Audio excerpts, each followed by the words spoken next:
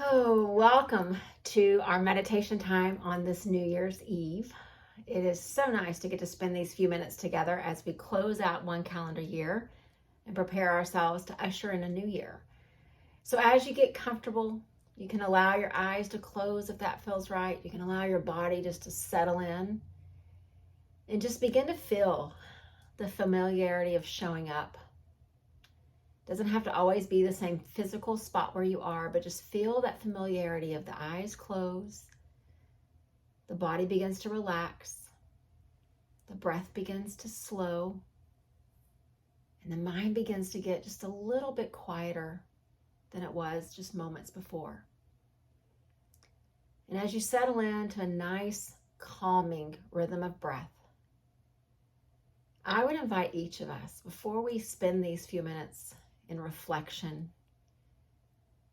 in this journey of meditation, I would invite each of us just to reflect on what a privilege it is to see a year end and see another one begin.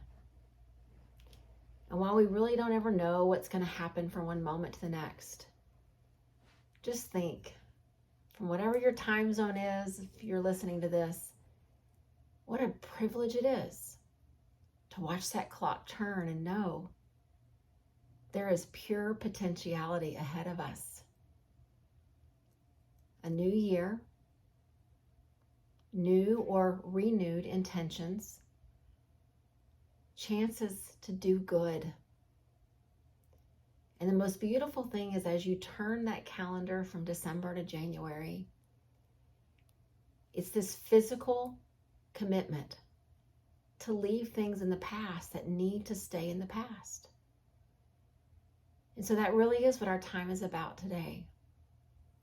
So just notice the breath slowly coming in and slowly going out. And again, breathing in nice and deep, and breathing out completely. And then just continue with this rhythm as I share with you just this simple visualization that I think is a beautiful way to think about the potentiality of a new year. I've used this story before in different contexts, but I think it fits so beautifully with a New Year's Eve meditation. It's a story of this incredibly just world-renowned sculptor in India. And he's always questioned about his methodology and how it is that he creates these magnificent sculptures from what started off as just rock and stone, things that had no shape, that had no life. And he in particular is known for his elephant sculptures. And so there was an interview, and the journalist was asking, so how is it that you, more than anyone else, can create these sculptures of these elephants that appear so real, so lifelike, each one unique from all the others? And the journalist was expecting to get answers about methodology and all these artistic ways of doing things. But the sculptor paused and he said, I take this big block of rock or stone, and I pick up my chisel in one hand and my hammer in the other, and very patiently, very intentionally, over days and weeks and months and many times years, I begin to chip away all the parts of that stone that are not elephant, until the elephant begins to emerge.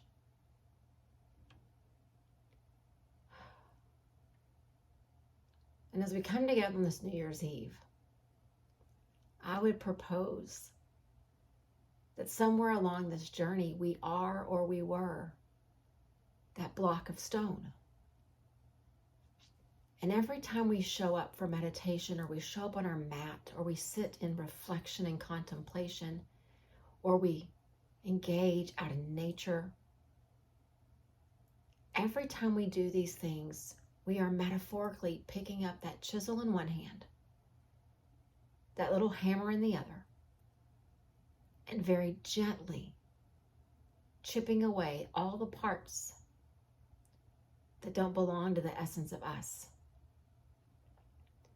All the parts that the world has just layered upon us. All the parts of our stories that we haven't been able to really turn loose of.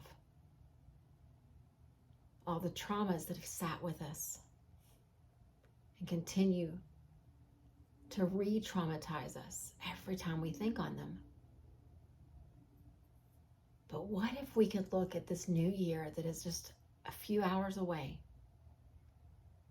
and think, whatever shape I am right now, and for some, you're still that block of stone and the chiseling hasn't really begun yet. And others, we've chiseled, we've chipped away. Sometimes we've done it without compassion. We've done it with frustration or with judgment or with rushing. For some of us, maybe we've chipped away because we had in our mind what our path was supposed to look like. We had a plan.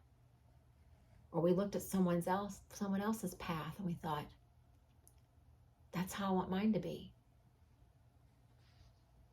But I would propose on this New Year's Eve that there will be no two elephants that he makes that are the same. Just like this practice will not create the same for me as it does for you. And that is the true beauty of it. So what I'd like for us to do is we're going to sit in just some quiet reflection for these next few minutes. But I would like you just to imagine, even though your eyes are closed and you're not physically doing anything with your body, imagine that in one hand you have a chisel. In the other hand you have a small hammer. And in your heart you have compassion. And what you'll do with these two tools, and what you'll do with the time that you've been given, is you will compassionately, through consistent practice, chip away all the parts that aren't elephant,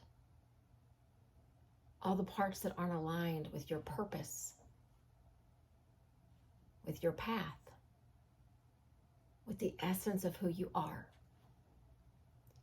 And so for these next few minutes, let's just sit, each of us, imagining this chisel, this hammer, and this heart of compassion.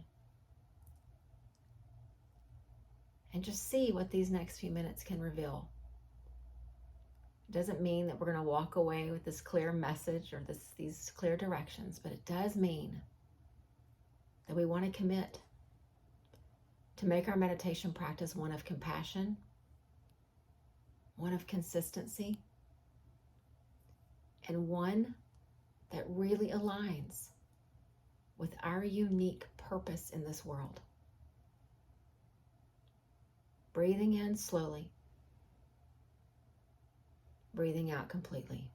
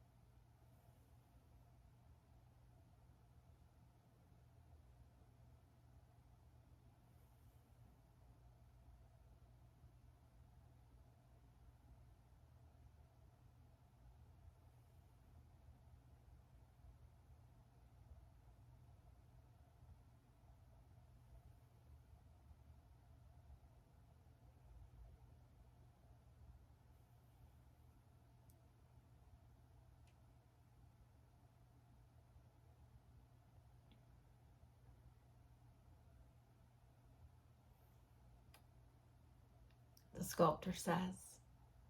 I start with a block of rock and stone.